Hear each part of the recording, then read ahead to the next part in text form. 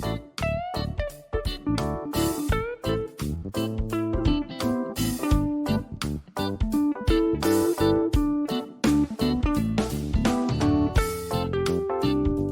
et bienvenue dans une nouvelle vidéo. Cette fois-ci, on se retrouve pour un update lecture, l'update lecture numéro 9. Et je vais vous parler de 6 romans, les 6 dernières lectures que j'ai pu faire. Avant toute chose, je m'excuse pour cette luminosité, nous sommes en fin de journée et malheureusement le jour décline, donc c'est pour cette raison que nous avons cette luminosité assez faiblarde. J'espère quand même que ça ira, je regarderai tout ça au montage. Dans cette vidéo, j'ai prévu de vous parler de 6 romans, donc au total 4 romans et 2 romans graphiques. Je parlerai des 2 romans graphiques à la fin de cette vidéo, comme ça si vous n'êtes pas forcément fan de ce type de lecture, vous pourrez stopper la vidéo avant. Et inversement, si c'est un style de lecture que vous aimez particulièrement, vous pouvez directement passer à la fin de la vidéo si vous le souhaitez. Le premier roman dont je voulais vous parler aujourd'hui est un roman que j'ai découvert un petit peu par hasard, dont on a très peu entendu parler sur les réseaux. Alors je pense que c'est parce qu'il a été publié il y a un certain temps maintenant, mais quand même on en entend assez peu parler sur les réseaux. Il s'agit du roman Le baiser de Sophie Broca.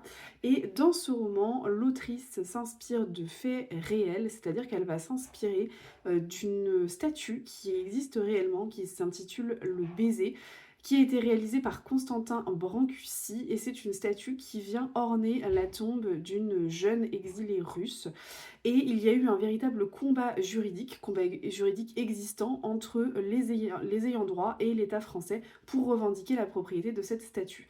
Sophie Broca s'inspire de ce fait réel pour venir nous présenter un roman à double temporalité dans lequel on va retrouver le journal intime de Tatiana, cette jeune exilée russe qui s'est suicidée en 1910 par amour, et en parallèle, elle nous explique le combat juridique fictif de Camille, qui est une jeune avocate parisienne, qui va se démener pour que la statue puisse rester sur la tombe de cette jeune exilée russe. On est sur une lecture que j'ai bien aimée parce que la forme est très originale.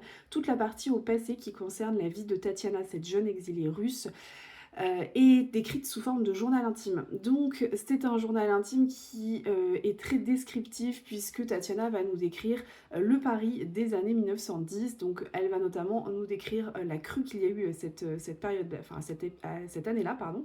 Elle va nous décrire la Belle Époque, elle va nous décrire le Paris artistique, avec bien évidemment Constantin Brancusi qui prend une place très importante dans le roman, mais pas que, parce que Constantin Brancusi n'était pas le seul artiste qu'il y avait à Paris à cette époque-là. Elle va vraiment aller dans quelque chose de très descriptif. On est sur un décor qui est vraiment mis en avant, qui est mis en relief, qui est très bien décrit dans les détails, qui est vraiment presque un petit peu ciselé si vous voulez, et ça donne beaucoup de réalisme au roman. Bien entendu, j'ai beaucoup apprécié également la partie présente, puisque du coup on découvre Camille et tout le combat et les recherches qu'elle va mener d'un point de vue purement juridique pour pouvoir revendiquer la propriété de la statue et pour faire en sorte que la statue puisse rester sur la tombe de cette fameuse Tatiana. Et donc ça c'est vraiment, ça m'a vraiment plu, parce qu'on retrouve tout le jargon juridique que j'aime beaucoup, on retrouve ce combat face à la loi française, et ça franchement c'est quelque chose que j'ai beaucoup aimé, et j'ai trouvé que mettre en parallèle les deux, ça apportait vraiment un dynamisme assez intéressant au roman. Malgré tout, on est sur une lecture que je n'ai pas adorée non plus, puisque j'ai trouvé que ça manquait parfois un petit peu de profondeur. On est sur un récit qui est très lent. Alors ça, c'est du fait du journal intime et de la partie très descriptive que l'on peut avoir. L'apparition de Constantin Brancusi n'a lieu qu'à partir de la page 100, et j'ai trouvé que c'était un petit peu tard, puisque quand même Constantin Brancusi est au cœur de l'intrigue. Donc sur un roman qui fait 300 pages, quand l'élément principal arrive au bout de la 100e page, bon, je trouve que c'est un petit peu déséquilibré en termes de rythme, et ça manque un petit peu de profondeur. J'ai pas ressenti énormément de surprise, il y avait beaucoup de choses que j'avais devinées, alors même si on n'est pas sur un roman à suspense et qu'on n'attend pas à être surpris, c'est pas ça qu'on veut quand on lit ce genre de roman, mais quand même, quand on a ce genre de roman avec des petits secrets, des secrets de famille, des choses qui évoluent au cours de la lecture, j'aime bien avoir quelques moments où je me dis: «Ah, j'avais pas vu venir ça». Bon, là, en l'occurrence, il y en a pas eu.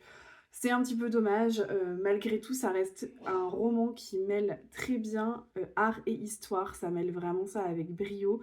J'ai beaucoup aimé découvrir l'histoire de Constantin Brancusi et j'ai beaucoup aimé aussi découvrir l'histoire de cette fameuse Tatiana, à laquelle on s'attache dans le roman et si vous aimez, ce genre de construction, si vous avez aimé L'inconnu du portrait, par exemple, je pense que c'est un roman qui pourra vous plaire. Continue sur les romans qui mêlent, art et histoire ou, art et suspense plutôt dans ce livre-là. J'ai eu la très bonne surprise de découvrir le premier tome d'une saga de Cozy Murder qui s'appelle Les enquêtes de Renoir et Monet. Ce premier tome s'appelle Nature morte, c'est écrit par Léonie Wilbert et franchement, c'est une très bonne surprise. Je vous l'ai dit, je vous le redis très souvent, les Cozy Murder et Cozy Mystery, ce n'est pas pour moi. Je ne lis qu'une seule saga de Cozy Mystery, c'est Les Détectives du Yorkshire, sinon je n'y arrive pas. Eh bien écoutez, j'ai trouvé une deuxième saga que je trouve plutôt intéressante, vraiment, et c'est celle-ci. Donc je suis très contente d'avoir franchi le pas et de m'être laissée tenter par cette saga. On est sur un premier tome qui se passe à Noël, donc moi je l'ai lu à Noël, mais vous pouvez très bien décider de le lire en janvier, ça fera quand même l'affaire. Et puis si vous n'êtes pas un lecteur saisonnier, bah, vous pouvez le lire quand vous voulez, clairement. On est sur quelque chose de très original puisque ici, comme vous pouvez le voir avec le titre, ce sont les deux fameux peintres, donc Renoir et Monet, qui enquêtent. Et moi, c'est ça qui m'a tout de suite attirée puisque Renoir est un des peintres que je préfère. Donc franchement, j'étais très contente de voir qu'il était mis sur le devant de la scène dans ce premier tome et dans toute cette saga. Dans ce roman, on se retrouve en 1862 et on est dans un huis clos puisqu'on a un riche propriétaire terrien qui décide d'organiser les festivités de Noël dans son château de campagne en plein milieu de la Sarthe, donc en pleine pampa, hein, clairement. Et il décide d'inviter un certain nombre de ses amis et un peu de sa famille, pour les festivités de Noël et pour rendre l'événement un peu sympathique, il va faire venir 2 étudiants, de l'école des beaux-arts, donc Renoir et Monet, qui sont à l'époque 2 jeunes gens, pas encore forcément très célèbres, et donc il les invite à venir dresser le portrait de, ses hôtes. Et bien sûr, il va y avoir un meurtre pendant ces festivités de Noël et Renoir et Monet vont vite être, considérés comme suspects puisque ce sont 2 personnes que les autres ne connaissent pas. Et pour se dédouaner de tout ce qu'on peut les accuser, ils décident de mener l'enquête à la place de la police qui tarde à venir parce que bien évidemment on est dans un château, en plein cœur de la Sarthe, donc complètement enneigé et pas forcément très accessible pour la police. Donc Renoir et Monet viennent mener, une enquête un peu préliminaire pour, venir se dédouaner de tout problème possible. J'ai beaucoup aimé ce roman, ça a été une très bonne surprise. C'est un premier tome très prometteur qui vient poser un peu le cadre de la saga. On est sur quelque chose qui est assez court puisqu'il fait 210 pages, mais franchement ça suffit. On est sur une enquête extrêmement prenante, comme je vous le disais, on est sur un huis clos, donc ça donne beaucoup de dynamisme au roman. Les personnages sont assez peu nombreux. Et du coup, ils sont dans un château, donc ça donne un peu une ambiance un peu à la Cluedo, à la Agatha Christie, et franchement, c'est top. Ce qui est particulièrement original dans ce tome-là, c'est qu'on se sert beaucoup de la peinture pour pouvoir enquêter. En fait, vu que ce sont 2 peintres qui enquêtent, on se rend compte ils utilisent des méthodes de peintres et ils utilisent leur déduction, pour pouvoir, arriver à certaines conclusions et ça, c'est des choses qu'on voit très peu, dans les autres Cozy Murder puisque, bah, en règle générale, ce ne sont pas des peintres, hein, qui enquêtent et l'art n'est pas forcément au cœur des Cozy Murder. Et là, en l'occurrence, le fait que l'art soit au cœur de ce Cozy Murder-là, bah, pour moi, c'est vraiment ce qui a fait un carton plein. J'ai trouvé que c'était très original, on sort du cadre habituel où c'est, des cuisinières, qui enquêtent. Et franchement, ça change, ça fait du bien et on est sur quelque chose qui fonctionne vraiment, qui fonctionne très bien. Moi, je n'ai rien vu venir, je me suis laissée berner du début à la fin. Encore une fois, on est sur un roman de 200 pages qui est extrêmement fluide, ça se lit, avec une rapidité folle. On ne se rend même pas compte qu'on a terminé le roman alors que, voilà, on a tourné les pages comme ça avec beaucoup d'avidité et franchement c'est très bon. J'aime beaucoup, alors ça c'est c'est un peu anecdotique, mais j'aime beaucoup la couverture et j'aime beaucoup, l'édition. Enfin, j'aime beaucoup ce qu'en a fait, J'ai lu pour le coup et j'ai vraiment hâte de découvrir le deuxième tome parce que, c'est une saga que je vais suivre avec beaucoup d'attention. Donc si vous aimez les cozy murder, que vous avez envie de quelque chose qui sort de l'ordinaire, de quelque chose d'un peu original, retenez bien cette saga, Les enquêtes de Renoir et de Monet, parce que c'est très prometteur. Troisième roman où on parle encore d'art, désolée, je ne sais pas pourquoi, c'est une pure coïncidence, mais j'ai lu et beaucoup de romans qui mêlent art, histoire, suspense, comme je vous disais, et donc bon bah là, je vous en présente trois dans cette update lecture. Je l'ai donc sur liseuse, il s'agit de L'énigme de Modigliani, de Éric Mercier, je crois. Je ne veux pas vous dire de bêtises, je vous remettrai le nom de l'auteur. Il s'agit d'un partenariat, le roman vient tout juste de sortir, il s'agit d'un partenariat avec NetGalley et avec la maison d'édition La Martinière, donc c'est pour ça que je l'ai sur liseuse. Et donc l'énigme de Modigliani, il s'agit d'un roman dans lequel on va faire la connaissance du commandant Frédéric Vico, et ce commandant et toute sa brigade va enquêter sur la mort assez particulière d'un faussaire d'art. Et cet enquêteur va pouvoir notamment compter sur Anne, une experte qui travaille pour un cabinet d'avocats. Et cette experte, elle a pour mission de retrouver toutes les œuvres d'art qui ont été volées par les Allemands, enfin par les nazis plutôt, pendant la Seconde Guerre mondiale à des familles juives. Et donc son objectif, c'est de retrouver toutes ces œuvres d'art. Et en l'occurrence, dans cette affaire, enfin dans ce roman, elle travaille sur une œuvre de Modigliani qui s'appelle Alisa, et donc elle essaye de faire, de lever un peu le mystère sur le vol de ce tableau et sur l'histoire de ce tableau. Et donc on va se rendre compte qu'il y a un lien entre l'assassinat du faussaire et ce tableau Alisa de Modigliani. Voilà en gros ce que je peux vous en dire. Alors très important, on est sur un tome 5, chose que je ne savais pas à la lecture, enfin en débutant le roman. Et même si vous pouvez lire tous les tomes indépendamment parce que les enquêtes débutent au début d'un roman et se terminent à la fin de ce même roman, ça n'empêche que j'aurais tendance à vous conseiller de commencer par le premier tome parce que moi personnellement, il m'a manqué pas mal d'informations qui sont liées à la vie du commissaire Frédéric Vico. Je sais plus s'il est commissaire, enfin bon, de l'enquêteur Frédéric Vico. Et en fait, bah, on se rend compte que dans les 4 premiers tomes, il a une vie terriblement mouvementée. Et il y a eu beaucoup de choses, enfin il y a beaucoup d'informations qu'on n'a pas en fait quand on débute le roman, enfin l'énigme de Modigliani. Et bah, j'ai trouvé ça un peu dommage, j'ai trouvé ça dommage de ne pas savoir que c'était un cinquième tome, et j'ai trouvé ça vraiment dommage d'arriver comme ça, d'être lâché un peu dans la nature sans avoir de récap de ce qui s'était passé avant. Surtout que le premier chapitre nous mène directement dans l'enquête, et en fait moi j'avais même pas compris au début que le personnage, le narrateur principal, c'était Frédéric Vico. Donc j'ai mis certains chapitres avant de comprendre que c'était lui et qui était cet enquêteur là qui sortait de nulle part. Donc je vous avoue que ça a un petit peu dérangé ma lecture, ça m'a un peu troublée et j'ai pas vraiment réussi à me mettre dans la lecture. Pour être entièrement honnête, je suis passée un petit peu à côté et je trouve ça un peu dommage. Je pense que tous les éléments sont réunis pour nous proposer un très bon roman policier. Mais encore une fois, à mon sens, il faut lire les autres tomes avant pour bien être sûr de tout comprendre. Et là, bah, moi je suis passée à côté à cause de ça notamment. C'est un peu dommage. Euh, on est sur quelque chose qui est très dynamique parce qu'on a des chapitres très courts, on a une alternance de points de vue entre Frédéric Vico et Anne.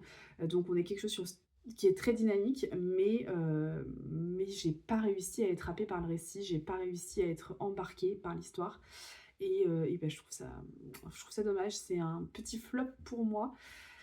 Je vous dis pas que j'essaierai pas de lire le premier tome. En fait, pour le coup, je me dis que si je commence par le premier tome, peut-être que je vais apprécier et continuer la saga jusqu'à arriver à ce cinquième tome, pourquoi pas. Mais pour le moment, bah, je reste un peu sur ma faim avec cette lecture. Quatrième roman dont je voulais vous parler dans cette update lecture, c'est un livre audio. Il s'agit d'un livre audio dont je n'avais absolument pas entendu parler. Je suis un petit peu passée à côté parce que pourtant c'est très récent. Il s'agit du roman Le barman du Ritz de Philippe Collin. Et je vous avoue que je suis tombée dessus un petit peu par hasard en farfouillant sur Audible. Et quand je l'ai vu, le titre et la couverture m'ont tout de suite appelée. Et donc j'ai décidé de prendre ce roman-là à l'audio. Et franchement, je suis très contente d'avoir craqué pour ce roman parce que j'ai passé un très bon moment. Dans ce roman, on vient nous raconter l'histoire romancée d'un personnage qui a réellement existé, qui s'appelle Frank Meyer. Et Frank Meyer était le barman du célèbre hôtel Ritz à Paris de 1921 à 1947. Et ce barman avait la particularité d'être juif autrichien et il a continué à travailler au Ritz pendant l'occupation, sous le nez des Allemands, hein, puisque clairement le Ritz était réquisitionné par les Allemands qui en ont fait un peu leur quartier général et qui ont profité de tout le faste que le Ritz pouvait offrir pendant toutes ces années d'occupation et ils ne savaient absolument pas que le barman qui officiait là-bas était juif et donc il a réussi à travailler toute la période de l'occupation sous le nez des Allemands sans même qu'ils s'en aperçoivent, ce qui est assez incroyable quand même quand on y pense. Et donc l'auteur nous propose une histoire complètement romancée par rapport à ce personnage de Frank Meyer. C'est un roman d'ambiance que j'ai beaucoup aimé parce qu'on est presque dans un huis clos. On est presque dans un huis clos puisque toute l'intrigue se passe dans le Ritz, ou presque, derrière le bar de Frank Meyer. Et on se rend compte de l'atmosphère un peu viciée du Ritz et c'est extrêmement bien fait puisque l'auteur arrive à nous montrer le contraste qu'il peut y avoir entre les fêtes organisées au Ritz, tout le faste, tout le luxe du Ritz et la misère de la guerre, la misère du Paris sous l'occupation. On est sur un roman qui nous montre un peu une vision grise entre guillemets de la guerre. On n'est pas sur quelque chose qui est tout blanc ou tout noir. On est vraiment sur quelque chose d'assez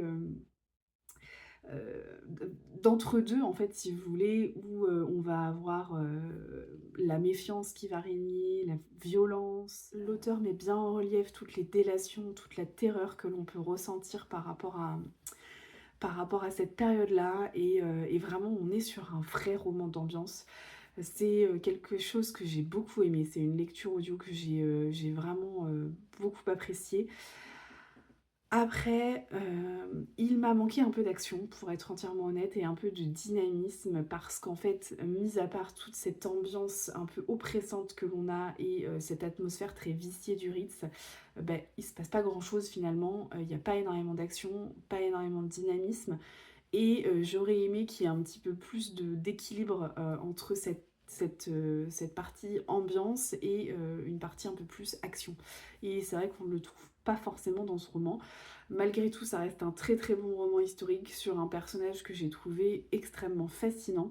Et, euh, et j'ai trouvé que la lecture audio était très très bonne. Le lecteur, enfin l'acteur qui parle a une voix complètement envoûtante et je me suis complètement laissée embarquer par ce roman et par cette ambiance. Je me suis plongée dans le Ritz au Ritz dans les années 40. Donc si vous aimez les romans historiques sur la Deuxième Guerre mondiale, que vous avez envie de voir la Deuxième Guerre mondiale sous un point de vue un peu différent, sous un angle un peu différent, dans une atmosphère en huis clos comme ça, dans une atmosphère particulière, eh bien, je vous recommande franchement de lire Le barman du Ritz parce que ça vaut vraiment le détour. J'en ai terminé pour les romans, donc je vous propose de passer aux romans graphiques. J'en ai lu deux dernièrement qui ont quand même retenu mon attention. Le premier m'a bien plu, mais on n'est pas sur un coup de cœur, c'est Le bal des folles. C'est donc le roman graphique qui est inspiré de l'œuvre éponyme de Victoria Mass, hein, donc voilà, qui est publié chez Albin Michel. Et c'est un roman graphique que j'ai beaucoup aimé dans le sens où j'ai apprécié redécouvrir l'histoire, cette histoire que j'avais beaucoup aimée. Le bal des folles, c'est un roman qui m'a vraiment marqué, que j'ai beaucoup apprécié. Et j'ai adoré retrouver cette histoire-là. Euh, Après, sur le dessin et sur le graphisme, je suis un petit peu moins réceptive au coup de crayon. Je vous montre un peu des plans. Je vous, voilà, je vous montre quelques pages. J'espère que vous verrez bien. On est sur un coup de crayon, comme vous pouvez le voir, qui est quand même assez flou.